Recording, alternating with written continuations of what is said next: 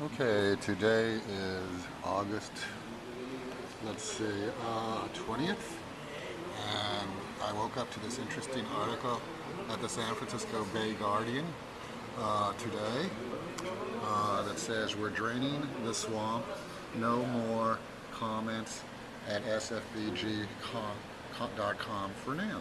Now, this is very, very interesting because SFBG was where I had been commenting on the fact that there is no medical law enforcement, what I've been going through with the sheriff, the Department of Public Health, the hospital, etc., etc. Every time they posted an article about the sheriff, the Department of Public Health, or the hospital, as a concerned citizen who wants to point out the fact that it's all rigged, it doesn't work, etc., etc., I was posting on SFBG, and of course, naturally, I was hoping to get some help from them. The reason I say that is, first of all, let me backtrack and let me show you what the article says.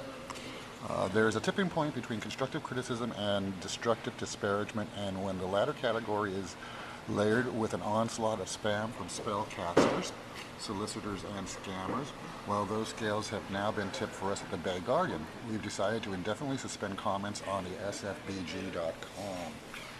Next paragraph. It was a decision that we resisted for a long time, despite a growing number of people in our community who have asked us to drain our online swamp and remove the trolls.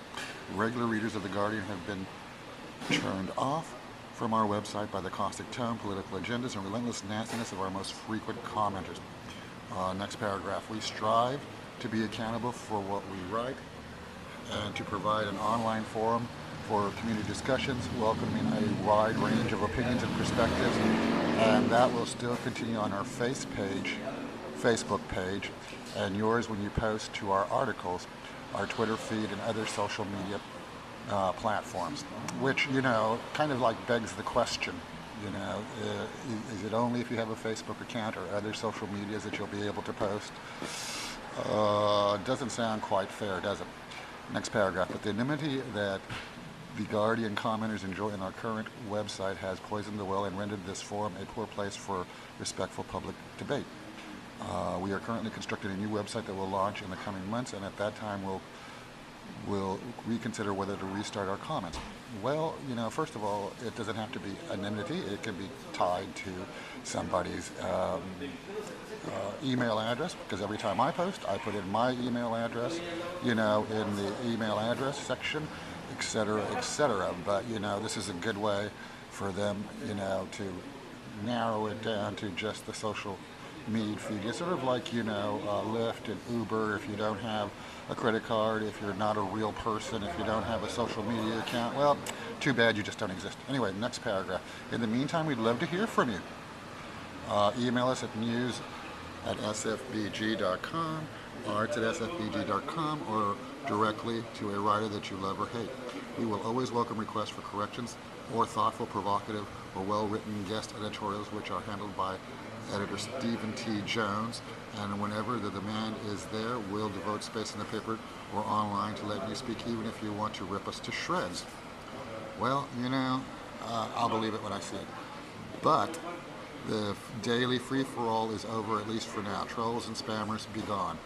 P.S. It may take us a little while to disable the comment on all previous posts, so be patient and ignore our recent comment links to the right, which are these over here. Anyway, what I want to show you about this is the San Francisco Bay Guardian. Here's an article entitled "Crazy. This is Nuts.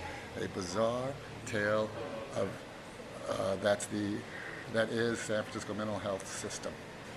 I'm sorry, a bizarre tale of the insanity that is San Francisco mental health system, which was written 6/26/07 by J.B. Powell, entitled "Crazy," off the SFBG website.